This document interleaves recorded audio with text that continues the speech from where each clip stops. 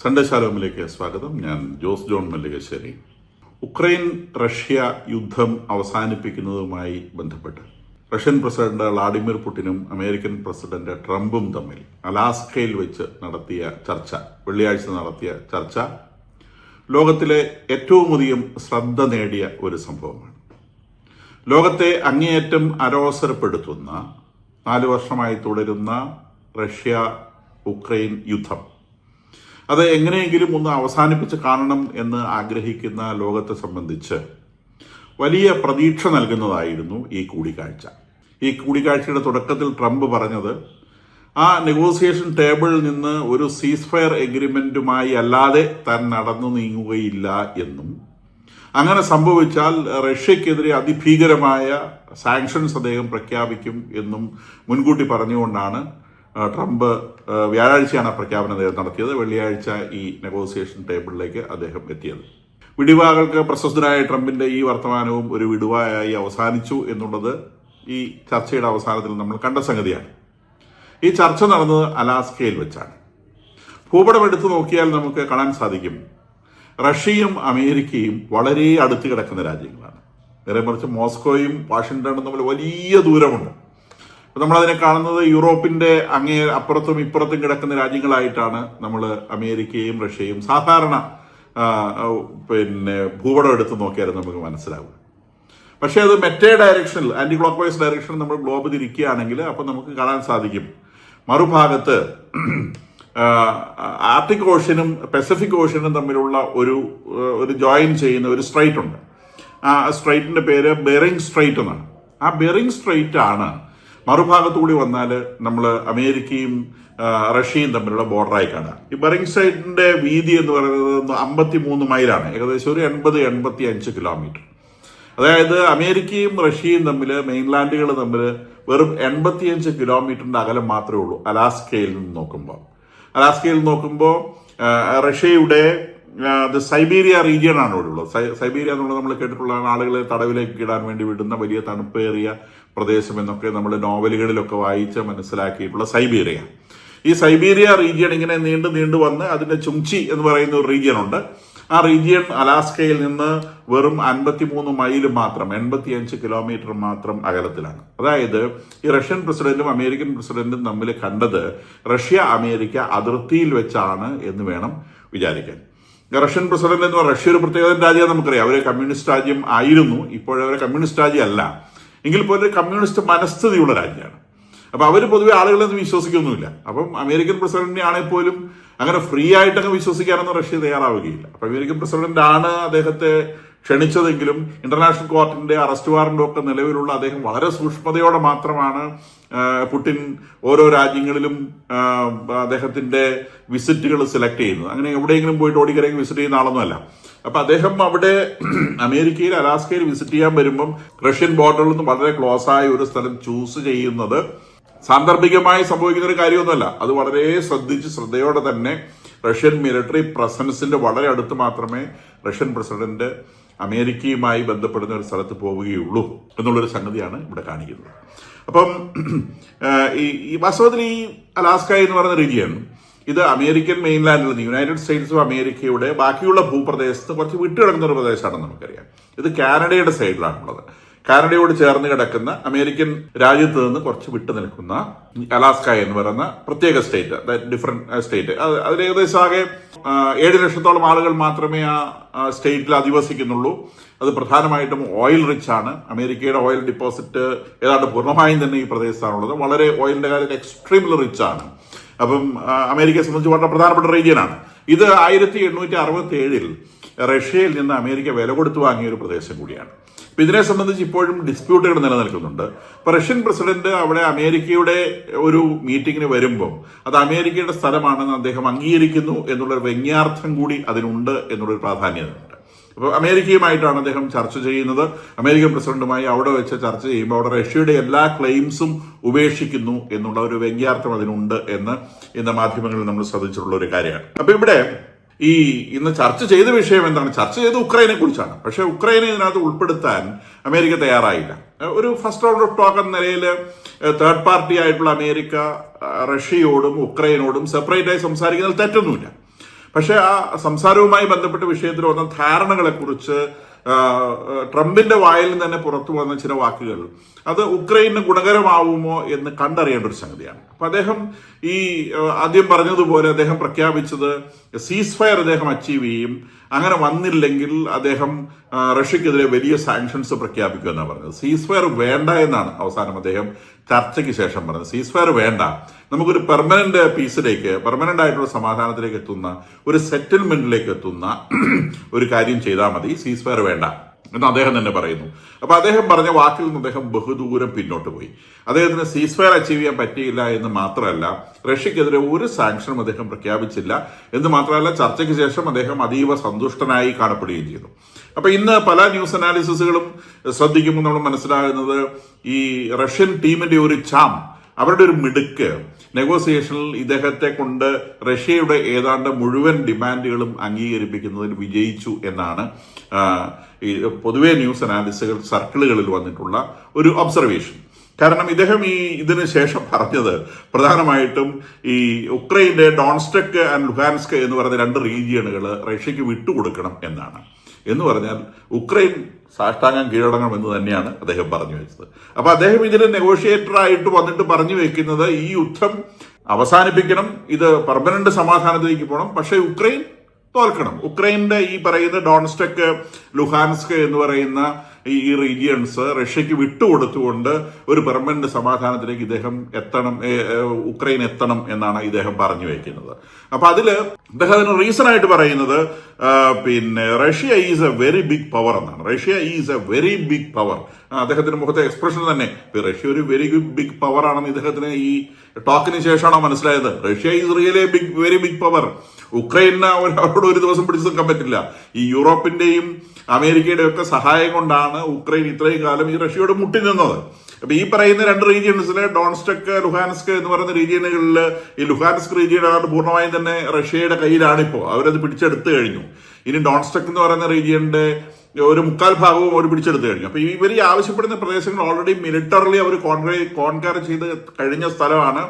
അത് നിയമപരമായിട്ട് സമ്മതത്തോടു കൂടി ആ ലാൻഡ് അവർക്ക് വിട്ടുകൊടുക്കണം എന്നാണ് ഇപ്പം ഇദ്ദേഹം ഈ പീസ് ടോക്കിന്റെ ഭാഗമായിട്ട് പറയുന്നത്. ഓൾറെഡി 2014 ക്രീമിയ എന്ന് പറയുന്ന ഉക്രൈന്റെ പ്രദേശം, അത് ഉക്രൈനെ സംബന്ധിച്ച് ഇതൊക്കെ വളരെ ഇമ്പോർട്ടന്റ് ആയിട്ടുള്ള പ്രദേശങ്ങളാണ്, വളരെ ഫെർട്ടൈൽ ആയിട്ടുള്ള റീജിയൻസ് ആണ്. അപ്പം ഈ റീജിയൻസ് ഒക്കെ, ഈ ക്രീമിയ എന്ന് പറയുന്ന പ്രദേശം 2014 തന്നെ റഷ്യ ഉക്രൈന്റെ കയ്യിൽ നിന്ന് പിടിച്ചെടുത്തിരുന്നു, മിലിറ്ററി ശക്തി ഉപയോഗിച്ച് പിടിച്ചെടുത്തിരുന്നു. അത് ബ്ലാക്ക് സീയുടെ ഉള്ളിൽ വരുന്ന ഏകദേശം ദ്വീപ് പോലെ വരുന്ന ഒരു പ്രദേശമാണ് ക്രീമിയ എന്ന് പറയുന്നത്. ബ്ലാക്ക് സീ ഇങ്ങനെ അതിന്റെ ചുറ്റും ഇങ്ങനെ കിടക്കുകയാണ്. അപ്പൊ ആ ബ്ലാക്ക് സീ പിന്നെ ഒരു ചെറിയ സ്ട്രിപ്പ് ഓഫ് ലാൻഡ് പോകുന്നതിന് അപ്പുറത്ത് വേറൊരു കടലും കൂടിയുണ്ട്.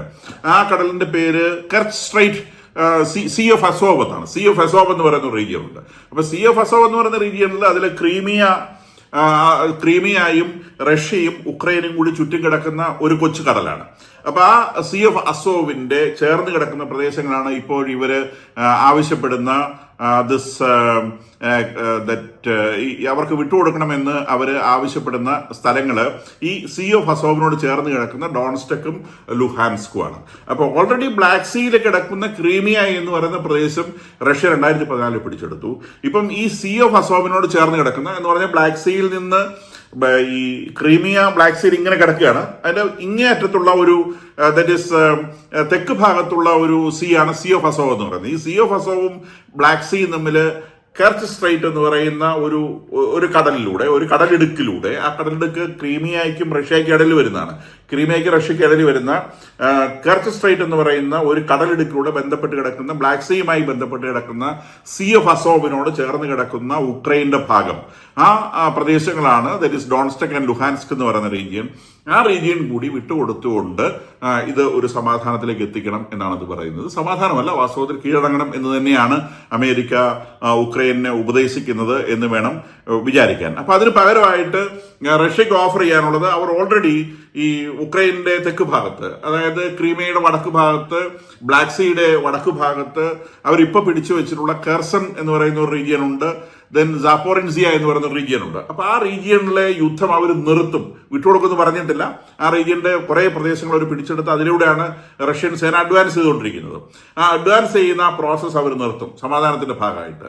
എന്നിട്ട് അവരത് നെഗോസിയേഷൻ നിർത്തും. എന്ന് പറഞ്ഞാൽ ഇത് 100% റഷ്യക്ക് അപ്പർ ഹാൻഡ് കിട്ടിയ ഒരു നെഗോസിയേഷനാണ്. കുറെ ഭാഗങ്ങൾ വിട്ടുകൊടുക്കണമെന്ന് ട്രംപിനെ കൊണ്ട് പറയിപ്പിക്കാൻ അവർക്ക് സാധിച്ചു. മറ്റ് ഇവര് കടന്നു കയറിയ പ്രദേശത്ത് പിൻവാങ്ങുമെന്ന് അവരെ കൊണ്ട് സമ്മതിപ്പിക്കാൻ അദ്ദേഹത്തിന് സാധിച്ചില്ല എന്ന് മാത്രമല്ല, അവിടെ അവര് വെടിനിർത്തും അല്ലെങ്കിൽ യുദ്ധം അവിടെ വെച്ച് നിർത്തും എന്ന് മാത്രമാണ്. അപ്പം ബാക്കി ഇവർ പിടിച്ചെടുത്ത ഈ പ്രദേശവും ക്വസ്റ്റ്യനിലാവും. അപ്പൊ സ്വാഭാവികമായിട്ടും യുക്രൈൻ പ്രസിഡന്റ് സെലൻസ്കി ഇതിനോട് പ്രതികരിച്ചത് ഈ പറയുന്ന 2 regions, that is Donetsk and Luhansk എന്ന് പറയുന്ന റീജിയൻ, അത് ഇനി റഷ്യക്ക് ഇവരെ ആക്രമിക്കണമെങ്കിൽ ഒരു സ്പ്രിംഗ് ബോർഡ് പോലെ ആക്ട് ചെയ്യും. നമ്മൾ നീന്തലിനൊക്കെ ഉപയോഗിക്കുന്ന ഒരു സ്പ്രിംഗ് ബോർഡ് ഉണ്ടല്ലോ, അങ്ങ് പൊന്തിയിട്ട് ചാടാൻ വേണ്ടിയിട്ട്. അപ്പം നമ്മുടെ ഈ ഇന്ത്യ പാകിസ്ഥാൻ യുദ്ധത്തിലൊക്കെ കൂടുതൽ ഹൈറ്റിൽ നിന്ന് യുദ്ധം ചെയ്യാനുള്ള സൗകര്യത്തെക്കുറിച്ച് നമ്മൾ സംസാരിച്ചു കേട്ടിട്ടുണ്ട്. എന്ന് പറയുന്നത് പോലത്തെ ഒരു സൗകര്യം ഈ ഡോൺസ്റ്റെക് ലുഹാൻസ്ക് റീജിയൻ റഷ്യക്ക് നൽകും എന്നാണ് സെലൻസ്കി പറയുന്നത്. അപ്പൊ സെലൻസ്കിയോട് ഇദ്ദേഹം പറയുന്നത് അതൊരു വലിയ ശക്തിയാണ്, നമുക്ക് അവരോട് ഏറ്റുമുട്ടാനൊന്നും പറ്റില്ല, നീ ദയവായിട്ട് തോറ്റുകൊടുക്കൂ എന്ന് പറയുന്നതിന്റെ ഒരു ഭാഷയാണ് നമ്മളിവിടെ കണ്ടത്. ഇതിൽ യൂറോപ്യൻ ശക്തികളെല്ലാം വളരെ കെയർഫുൾ ആയിട്ടാണ് റിയാക്ട് ചെയ്തിട്ടുള്ളത്. അവർ യെസ് ഓർ നോ പറഞ്ഞിട്ടില്ല.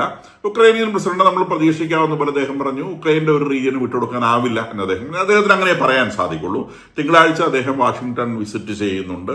മോസ്റ്റ് പ്രോബബ്ലി ട്രംപ് അദ്ദേഹത്തെ കൊണ്ട് നിർബന്ധിച്ച് ഇത് സമ്മതിപ്പിക്കാനാണ് സാധ്യത. അപ്പൊ ഇതിനകത്ത് ഈ നെഗോസിയേഷനിൽ റഷ്യ ഈസ് ജുബിലിയന്റ് എന്നാണ്, ആഘോഷിക്കുകയാണ് റഷ്യ എന്നാണ് മാധ്യമങ്ങൾ പറയുന്നത്. കാരണം ഈ ഒരു നെഗോസിയേഷൻ റഷ്യ വിചാരിച്ച മുഴുവൻ കാര്യങ്ങളും സാധിച്ചെടുത്തു എന്ന് മാത്രമല്ല, ഇദ്ദേഹം വലിയ ഒരു ഇവരുടെ മേലെ എന്തൊക്കെയോ സാങ്ഷൻസ് ഇമ്പോസ് ചെയ്യും, കൂടുതൽ സാങ്ഷൻസ് ഇമ്പോസ് ചെയ്യും എന്ന് പറഞ്ഞ കാര്യങ്ങളൊന്നും ഇല്ലെന്ന് മാത്രമല്ല, വളരെ ഫ്രണ്ട്ലി ആയിട്ടുള്ള ടോക്കായിരുന്നു. റഷ്യ വെരി ബിഗ് പവറാണ്. ഇങ്ങനെ റഷ്യയെക്കുറിച്ച് വളരെ നല്ല തരത്തിലുള്ള വർത്തമാനങ്ങൾ പറയുകയും ലോകത്തിലെ പലരും യുദ്ധക്കുറ്റവാളി എന്ന നിലയ്ക്ക് കാണുന്ന പുടിനെ ഇദ്ദേഹം ഒരു ഈക്വൽ പാർട്ണറായിട്ട് അമേരിക്കൻ പ്രസിഡന്റ് തുല്യനായിട്ട് അവിടെ സ്വീകരിക്കുകയും ചെയ്തു എന്നുള്ളത് റഷ്യയെ സംബന്ധിച്ച്, റഷ്യൻ മാധ്യമങ്ങളെ സംബന്ധിച്ച് അവർ ആഘോഷിക്കുകയാണ് എന്നാണ് മറ്റ് മാധ്യമങ്ങളിൽ നിന്ന് നമുക്ക് കാണാൻ സാധിക്കുന്നത്.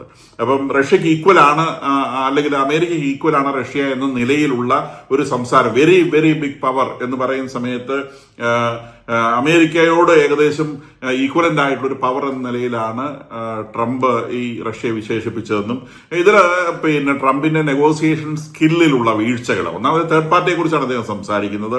അപ്പൊ അതിൽ തേർഡ് പാർട്ടിക്ക് വരുന്ന ക്ഷീണത്തെക്കുറിച്ച് ഇദ്ദേഹം അറിയുന്നില്ല. ഇദ്ദേഹം മീഡിയേറ്ററാണ്. ഇപ്പൊ മീഡിയേറ്റർ ആയിട്ടുള്ള ഒരാള് മറ്റേ ആളുടെ സമ്മതം വാങ്ങാതെ മുൻകൂട്ടി ഇന്ന പ്രദേശങ്ങൾ വിട്ടുകൊടുക്കുക എന്നൊക്കെ പറയുന്നത് ഒരു നെഗോസിയേഷന്റെ ഫസ്റ്റ് സ്റ്റെപ്പ് കഴിയുമ്പോൾ രണ്ടുപേരോടാണ് അദ്ദേഹത്തിന് സംസാരിക്കേണ്ടത്. ഇതിൽ ആദ്യത്തെ ടീമിനോട് സംസാരിച്ചു കഴിയുമ്പോൾ ആദ്യത്തെ ടീം അവിടെ വെച്ച ഡിമാൻഡ് അങ്ങനെ തന്നെ അംഗീകരിച്ചതുപോലെ സംസാരിക്കുന്നത് തീർച്ചയായിട്ടും ഒരു നെഗോസിയേഷൻ ടേബിളിലെ നല്ല രീതികളല്ല.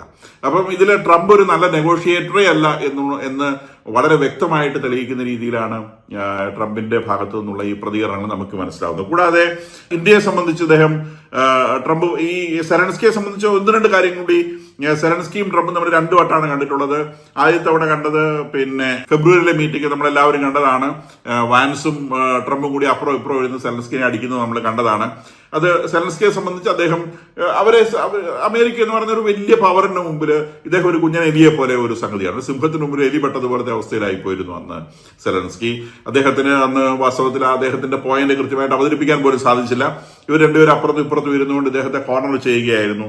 അതിനുശേഷം ആ ഒരു പ്രോബ്ലം പോപ്പ് ഫ്രാൻസിസിന്റെ ശവസംസ്കാരത്തിന് അവർ വീണ്ടും ഏപ്രിലില് സെലൻസ്കിയും ട്രംപും തമ്മിൽ കണ്ടിരുന്നു. ആ സമയത്ത് ആ പ്രശ്നം പറഞ്ഞു തീർത്തുവെന്നും സെലൻസ്കിയോട് കുറച്ചും കൂടി ഒരു സോഫ്റ്റ് കോർണർ ട്രംപ് കാണിച്ചു എന്നും ഒക്കെ പറഞ്ഞിരുന്നു. ഇനിയിപ്പോ ഈ കാണാൻ പോകുന്ന ഇത് 3ാമത്തെ മീറ്റിംഗ് ആണ്.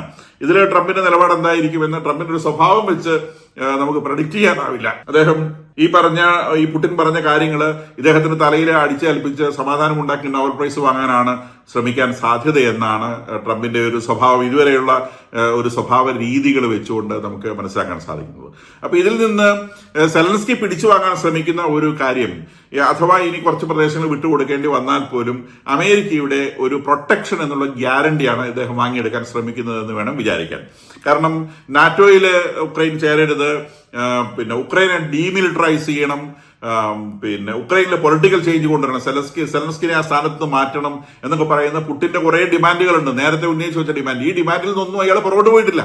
അപ്പൊ ഈ നെഗോസിയേഷനിൽ ഈ ഡിമാൻഡുകൾ ഒന്നും ഇവിടെ ചർച്ച ചെയ്യപ്പെട്ടതായിട്ട് പറയപ്പെടുന്നില്ല. അദ്ദേഹം എന്തായാലും അത്തരം ഡിമാൻഡുകളിൽ നിന്ന് പുറകോട്ട് പോയിട്ടില്ല. അത് പബ്ലിക്കായിട്ട് അദ്ദേഹം വെച്ചിട്ട് ഡിമാൻഡുകളാണ്. അപ്പം ഈ ഡിമാൻഡുകളിൽ ഉറച്ചു നിൽക്കുന്ന, അല്ലെങ്കിൽ പുടിൻ പറഞ്ഞ മുഴുവൻ കാര്യങ്ങളും ആക്സെപ്റ്റ് ചെയ്യിച്ചുകൊണ്ട് പോയ ഈ ഒരു നെഗോസിയേഷനിൽ സെലൻസ്കിയുടെ ഭാവി എന്താകും എന്നുള്ള വിഷയം പോലും ഉണ്ട്.